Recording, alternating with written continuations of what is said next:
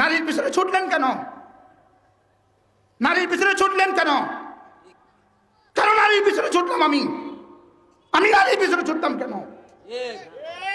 আমি তো কুনতুম খায়রা উম্মাহ, আমি তো ইয়ারফাইল্লাহুল্লাযীনা আমানু ওয়াল্লাযীনা উতুল ইলমা দারাজাত,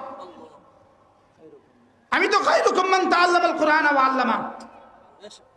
বুঝতে পারলাম না? আমি নারীর পিছনে ছুটবো কেন? আমি নারীর পিছনে ছুটবো কেন? নারী যে ভাগ্যে গেছে সে, আর যে দেশে আছে সে, দুইজনে তো নারী। একজন কি আপন খালা, আরেকজন কি সতীন খালা নাকি?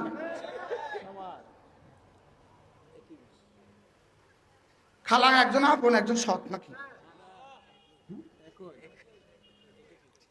আল্লাহ আমাদের সবাইকে বুঝ দান করেন। এবার যদি ইসলামের পক্ষে তিনজনে আসে, আপনি কারে ভোট দিবেন? ইসলামের পক্ষে তিনজনে আসলে আপনি দেখবেন কে কে আবার নারী নেতৃত্বের লগে মিলে আছে, নারীর লগে মিলে আছে। তারে বলবেন আপনি রাস্তা মাপেন, আপনি বেডির লগে মিলে আছেন, আপনি রাস্তা মাপেন। ইমান বাঁচান, ইমান বাঁচান, ইমান বাঁচান। কি বলছি বলেন? কি বলছি বলেন? ইমান বাঁচান। আবার বলেন ইমান বাঁচান, ইমান বাঁচান, ইমান বাঁচান।